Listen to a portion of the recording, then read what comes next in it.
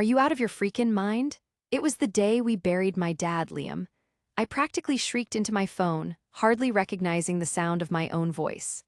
I still had the photos up on my laptop, Liam grinning at Daniel's bachelor party, a drink in his hand, with women all around him wearing almost nothing. The timestamp made me want to throw up. It was 2:45 p.m. last Saturday, the very moment I was watching them lower my father's coffin into the earth. I gave you 3 calls that day, a whole 3 times, and all you could do was text me back saying you were too under the weather to make it. People call me Emma Collins, and honestly, at 28, I never imagined I'd be losing both my dad and my fiancé in the same 7 days. I mean, Liam wasn't physically gone yet. He was still there on the other side of the line, making up lame excuses about obligations he couldn't get out of, and how Daniel supposedly really needed him to be there. But deep down, I just knew that the guy I thought I was going to marry was over the second I laid eyes on those Instagram posts.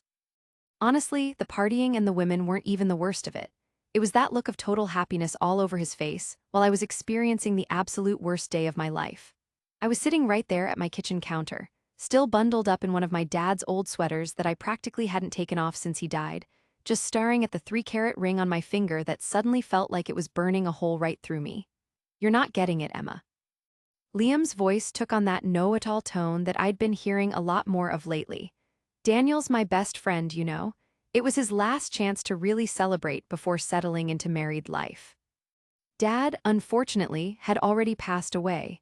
It's not as though my presence could have somehow reversed that reality. The off-handed harshness in what he said landed on me with the force of a punch. From the very start, even while he was stuck in that hospital bed, my dad held a reserved sense of doubt regarding Liam, gently inquiring whether I was truly certain about him.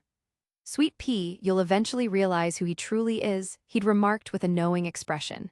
And now, only a few short days following his passing, I grasped the truth of what he had been seeing all along. As I reflect on things now, I should have recognized the indicators long before the service. My father's fight against cancer had been relentlessly harsh. I spent 8 months watching this powerful, energetic man, who had raised me all on his own after Mom's death, slowly fade away. Liam always seemed to find some excuse for why he couldn't be there with me for each chemotherapy treatment and doctor's visit. He cited work commitments, duties related to family, and urgent situations involving his friends. I defended his actions, reassuring myself and my dad that he simply felt uneasy being around hospitals, and that it wasn't within everyone's capacity to witness someone they loved going through such pain. What grief does is that it tends to remove all the false stories we use to deceive ourselves. My father was my source of stability, my guide, and the individual who taught me everything, spanning from simple tasks like changing a flat tire to essential skills like standing up for my own beliefs. In order to send me to college, he took on 2 separate jobs, never missing a single school meeting or dance performance during my childhood. Even when illness took hold, his focus remained on my well-being, not his own. "You have to promise you'll look after yourself, darling," he would say, grasping my hand with the little power he possessed. "Never let anyone dull your sparkle." I would simply agree and steer the conversation elsewhere, because I wasn't prepared to acknowledge his true message. My closest friend since our college days, Sophia, had also attempted to make me see the truth. She had observed Liam brushing aside my thoughts during our dinner gatherings, and his habit of neglecting to include me in crucial work functions that other partners were encouraged to attend. "He makes you feel like an insignificant detail," she'd point out kindly. But I was far too deeply attached to the dream I had conjured up, the image of the successful marketing professional who had charmed me, the storybook engagement at sunset on the beach, the kind of contentment you see in glossy magazines. My father's passing destroyed that carefully crafted fantasy, and it made me finally recognize what had always been present. A man who could celebrate while I was grieving my father, who was able to laugh as my whole world crumbled around me. I inhaled deeply, my breath uneven, as I glanced at the pictures once more. There was Liam, playfully throwing money at a dancer while tears streamed down my face at the memorial service.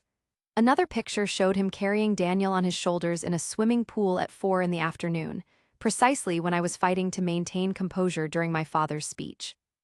Each time I swiped, it felt like another stab of pain in my heart, and the comments on the post only amplified the hurt. "The greatest bachelor party, hands down." And attempting to live life to the fullest, you know? At the same time, my phone was overflowing with messages of sympathy that I just couldn't bring myself to respond to. Emma, are you still listening? Liam's voice, distorted by the phone, pulled me back to the present. Okay, I realize the moment wasn't ideal, but you're overreacting. It's not like abandoning Daniel was an option for me. We've been close friends ever since we were in school together. I could pick up the typical noises of his workplace filtering through the line. He wasn't even able to focus completely on our discussion. Something deep inside me changed, almost like a switch was turned on. My crying ceased and was replaced by a chilling understanding I'd never experienced before. You're correct, Liam, I replied softly, as I removed my engagement ring. The timing wasn't ideal, just like it wasn't ideal when you missed Dad's final Christmas due to your company's ski outing, or when you departed in the middle of his birthday dinner because Daniel needed assistance with moving. I could almost picture him rolling his eyes as we talked on the phone. That was the moment I realized something. This was more than just about the pre-wedding party. This concerned years' worth of minor acts of disloyalty that I'd excused, of limits that I'd allowed him to overstep, of warning signs that I'd overlooked by being overly optimistic. My father would have been so let down by how little importance I placed on my own well-being. Do you know what, Emma? I'm tired of you trying to make me feel bad, Liam yelled, his voice getting louder. I understand you're feeling down because of your father, but the world keeps spinning. Daniel dropped a ton of money on this shindig, and since I'm his best man, I stopped him mid-sentence, clutching the phone so hard my fingers lost all their color. Since I'm his best man? Seriously, you were watching him chug liquor from someone's stomach while I was saying farewell to my dad? You had to smile for photos with those women while I was choosing a coffin? My voice shook, but it wasn't sadness driving it now. Absolute fury flooded me as 3 years' worth of held-back anger finally exploded. Just tell me, Liam, did I even cross your mind that day, even for a second? The quiet coming from his side was impossibly loud. Then he spoke, his voice oozing with that condescending way he'd honed over time. Naturally, I was thinking of you, sweetheart. Don't you recall? I even fired off a text to you. A nasty chuckle rumbled out of me. One text. Just a single message explaining that he was feeling too under the weather to attend, followed by a little sad emoji. That's all my father's funeral, all my mourning, was worth to him. I fired up my laptop once more, this time calling up my email. Care to hear something intriguing, Liam? Daniel's future wife just forwarded me some clips from the bash. It seems she feels really awful about what went down. I detected a sharp intake of air from him. I can pinpoint my exact activities at 3:27 in the afternoon, in case you were wondering about the precise moment you posted that delightful TikTok of yourself doing the worm dance at the shore. I was struggling to summon the courage needed to deliver the speech I had prepared for my father's funeral. There was some shuffling around on the other end, like someone was shutting a door somewhere. It seemed he was finally beginning to grasp the severity of the situation. Listen closely, Emma. He spoke so quietly it was almost inaudible. Those online clips, they only present a fraction of the truth. My only aim was to cheer Daniel up a bit. You're familiar with his behavior when he's been drinking, right? More rationalizations. There were always more rationalizations, but I wasn't accepting them this time around. I'm going to explain exactly what those videos reveal, Liam, I stated, maintaining a calm tone even though my emotions were in turmoil. They feature you downing shots with the groomsmen at 2 in the afternoon, the same time I messaged you requesting that you at least make an appearance at the reception. They also show you dancing on tables at 5 in the evening, while I was going through Dad's personal effects with Sophia because facing it alone was too much for me. But above all else, they offer a clear depiction of your true character. Not the person I've been attempting to convince myself you were for the last 3 years. The background noise of Liam's office vanished, replaced by what I guessed was him stepping into a stairwell. You're overreacting, he whispered harshly. This whole situation has nothing to do with the party, does it? This has to do with your father's passing. You're simply trying to find a person to hold responsible now that he's no longer here. His statement impacted me like a physical blow. I noticed the picture in its frame sitting on my desk. It was a shot of Dad and me at my graduation, both of us wearing huge, happy smiles. He had been putting in extra hours at his job for what felt like forever just to make sure I could pay for my last semester. I answered with, "You know, you're actually right about something," finding my own composure a bit shocking. The party isn't really the issue here. The real problem is that when you were off having a great time at that beach resort, Sophia drove for 3 hours in awful weather just to be with me. The fact that Daniel's soon-to-be wife, who I've only encountered a couple of times, sent me a very thoughtful sympathy card while you couldn't even be bothered to show your face is what's bothering me. It's that you've made it abundantly clear to me that your own comfort will always come first, even if it means ignoring my suffering. I detected the start of his objections, but for once I didn't allow him to cut me off. All of this has been accumulating inside me for what feels like ages. So you want to discuss the concept of time, Liam? Well then, let's dive in, I went on, opening the photo album on my phone. Here's a great snapshot of you singing karaoke at 6 in the evening, exactly when I was falling apart in my car because Dad's empty house was more than I could handle. And get a load of this one from Sunday morning. There you are, lounging by the pool with a mimosa in hand while I was sitting down with the funeral director to take care of paying all the outstanding bills. Should I continue with the photo show? After what felt like an eternity of silence, he cleared his throat. Fine, I screwed up, he finally confessed, but his voice sounded more irritated than sorry. So what exactly do you want to hear from me? Do you want me to apologize? Okay, I'm apologizing.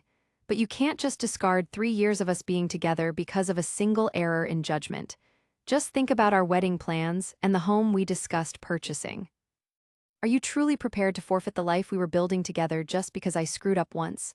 My eyes fell to the engagement ring that was sitting on my counter, recalling how happy it made me when I showed it to my father while he was in the hospital. His reaction wasn't what I thought it would be. Rather than saying congratulations, he held my hand and asked me if the man I'm with makes me proud, sweet pea. Back then, I had dismissed his worries. His question reverberated in my head now, sounding like a warning I should have listened to.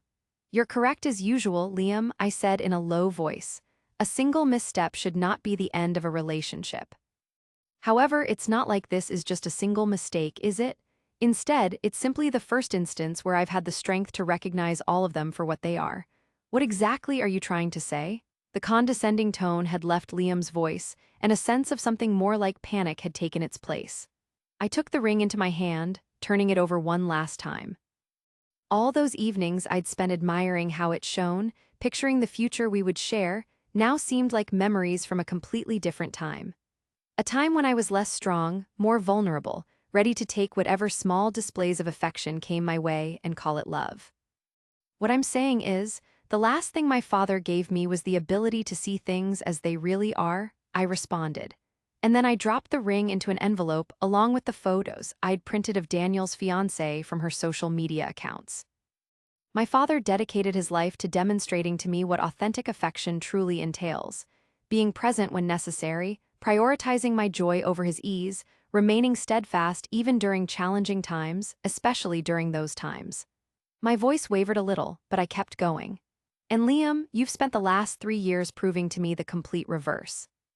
The quiet grew between us, filled with all the unspoken words I had kept inside for years. Every instance I had suppressed my dissatisfaction when he abandoned family gatherings, every fake smile when he would brush aside my achievements at my job, every tear I had concealed when he'd favor his companions over me. At last, Liam broke the silence. His voice was tense with fury. So, is that what you're saying? Are you seriously willing to discard everything because of this? Geez, Emma, I always knew you were emotional, but this is absurd. You should really take a moment to gather yourself, he suggested. Give me a ring when you can think logically, once more. Actually, I stated, as I sealed the envelope with a feeling that this was the end, I'm the most rational I've been in years. The ring will be delivered to your mailbox tomorrow. Please refrain from attempting to reach me anymore. I disconnected the call before he had a chance to answer and immediately blocked his contact information.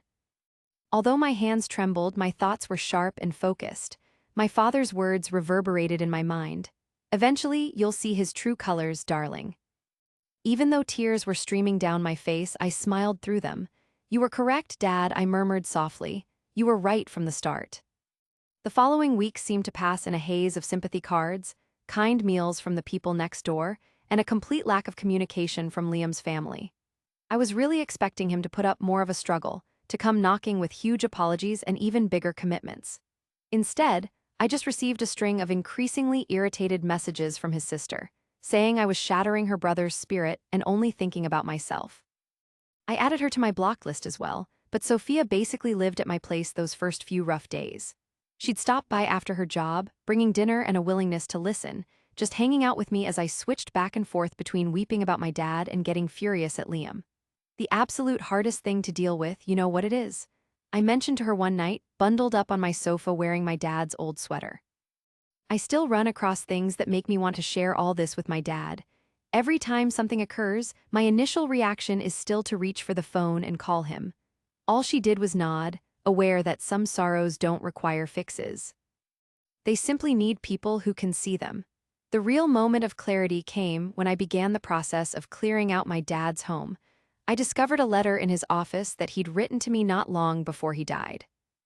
"My beloved Emma," it started, "if you're reading this, it signifies I'm no longer around to say these things to you face to face, but there are some realities that need to be expressed." He continued by describing how much pride he felt for me and the immense happiness I had brought to his existence. And then it happened, the moment that just about stopped my breathing. "Honey, I'd been watching you make yourself smaller so you could fit perfectly into Liam's life. I noticed you quieting down your own spark, just so you wouldn't outshine him in any way. You're not the daughter I brought up to be that way. That's not who you were meant to evolve into." Those words, surrounded by reminders of my dad's existence, with his favorite coffee cup still sitting right there on the desk, and his reading glasses folded and placed so neatly next to it, well, they made something deep down inside me start to change. I came to understand that I wasn't only dealing with the sadness from Dad passing away. What I was also mourning was the version of myself I'd turned into while I was with Liam. The way I'd gotten into the habit of shrinking down, of apologizing for even having any needs, of being okay with a lot less than what I should have accepted. Dad, in his final act showing how much he cared, had recognized what was happening, and he gave me the go-ahead to get myself out of that situation. I finally did something that night that I'd been putting off for a long time. I turned on my laptop and started going through all of our old pictures together. There was the night Liam asked me to marry him, where I was just grinning from ear to ear at the camera, and he looked a little impatient, like he was already busy with his phone. Our most recent Christmas together, where he spent most of Dad's holiday dinner trying to get contacts from my cousin's husband for business opportunities. Even what should have been our best memories had little hints that I'd made the choice to not pay any attention to. "Oh, Dad," I said softly to the empty space. "How were you able to see the truth so clearly when it was completely hidden from me?" 3 days after that, the moment of truth showed up. I was at the market, just sort of blankly pushing my cart down the aisles, and I literally bumped right into Daniel and his new wife, Sarah. Suddenly, my heart was beating super fast in my chest. Since everything went down, these were the initial folks I'd encountered from Liam's friend group, but before I could stammer out some kind of reason to leave, Sarah moved towards me and gave me a big hug. "I'm incredibly sorry, Emma," she expressed, stepping back to gaze at me with sincere worry. "I had wanted to contact you, but I wasn't certain if you even wanted to talk to me." There's absolutely no justification for Liam's behavior. Daniel was standing uncomfortably behind her, fidgeting nervously. You could see the shame all over his face. It was clear to me that he couldn't quite make eye contact. I attempted to persuade him not to attend. Daniel finally blurted it out. When he arrived at the get-together, I questioned him regarding the memorial service. He mentioned that you had informed him not to stress about it, indicating that you were doing well and had plenty of assistance. The bright lights in the grocery store felt like they were burning too brightly all of a sudden, and the aisle seemed way too cramped. I really should have realized he was being dishonest. I really should have voiced my thoughts more clearly. "I'm truly sorry, Emma." Witnessing their true regret, displayed right there among the breakfast cereals and tinned veggies, managed to crack the defensive shield I had carefully constructed around my emotions. "The really weird thing is," I said, surprising myself with a chuckle, "he didn't even make any attempt to connect after Dad passed away. No flowers, no card, just that one text message claiming he was feeling unwell, and then complete silence until I saw the photographs from that party." I noticed Sarah's expression turn angry, and Daniel seemed to flinch. "And get this," Sarah mentioned with some reluctance. "He's been going around saying that I broke up with him because I'm a mess after my father died, claiming I'm not thinking straight and will get over it." She then took out her phone, showing me some of his recent posts on social media, carefully constructed narratives that depicted him as this super understanding, patient fiancé dealing with his grieving girlfriend's crazy actions. But instead of getting as mad as I thought I would, I felt this weird sense of peace come over me. Honestly, I stated, pulling myself up straighter. The folks that are important to me are aware of what really happened, and anyone who buys into his BS probably wasn't supposed to stick around anyway, so he can tell whatever story makes him feel better. I caught a glimpse of respect in Sarah's eyes, while Daniel seemed even more humiliated. It's now been half a year since Dad's death, and it's been 4 months since Liam and I split. Grief still comes and goes like the tide. There are days when I can smile when I see photos of Dad, but there are other days when I still instinctually reach for my phone to call him.